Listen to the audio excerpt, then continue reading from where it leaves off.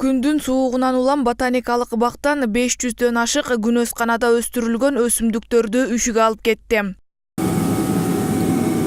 40 жылдан ашуун Борбордогу ботаникалык бакта эмгектенип келген Ирина Бандарцова тропикалык өсүмдүктөрдүн үшүгө алып кеткенин ТЭЦтеги авария менен байланыштырат. Анткени ботаникалык бактагы өсүмдүктөр ал жактан келген жылуулук менен +12–+15 температурада өстүрүлүп келген.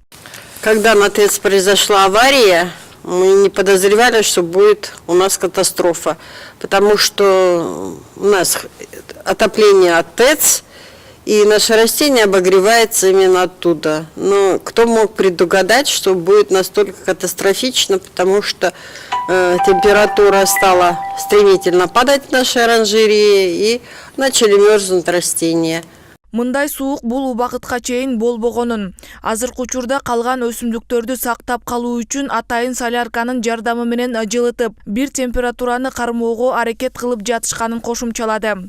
Стараемся поддержать температуру. Сейчас опять привезут еще солярку, но это что же, все затратно и недешево. Мало того, что это растение погибает, мы вынуждены еще тратить средства для того, чтобы обогреть, чтобы дальше не погибло.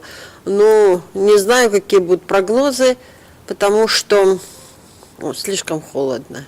Борбор калаадагы өсүмдүктөр өстүрүлгөн жалгыз ботаникалык бакка мамлекет тарабынан ушул убакытка чейин өзгөчө көңүл бөлүнбөй келет. Ботаникалык бак мамлекетке 20 жылдан ашуун бакты. Мындан сырткары өсүмдүктөр жайгаштырылган күнөскананы кеңейтүү боюнча кайрылып келген. Жыйынтыгында мындай суук учурда тропикалык күнөсканада өстүрүлгөн өсүмдүктөрдү сактап калууга мүмкүнчүлүктөр болгон жок. Алар атайын желим баштыктар менен өсүмдүктөрдүн үстүн жабып койгонго гана үлгүрүшкөн.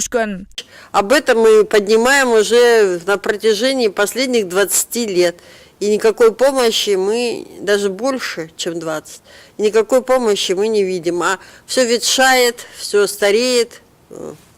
Это естественно. А растения разрастаются, мы за ними стараемся ухаживать очень хорошо. Растения разрастаются, им площади мало. Но в довершение всего такая катастрофа. В ней никто не виноват, так сказать, но тем не менее такие плачевные результаты.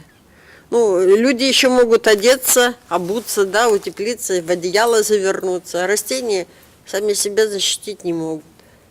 Азыркы учурда күнөсканада өстүрүлгөн канча өсүмдүктөрдүн тамыры тирүү калганы белгисиз. Бирок тропикалык жана субтропикалык өсүмдүктөр өстүрүлгөн ботаникалык бак колдоого муктаж. Үшүк алып кеткен өсүмдүктөрдү кайра жандандырып, күнөсканалардын ордун толукташ үчүн көп убакыт талап кылынат. Эгерде сиз жардам бергиңиз келсе, гүлдөрдүн жана өсүмдүктөрдүн тамырын алып келип, атайын күнөсканаларга орнотуп кетсеңиз болот.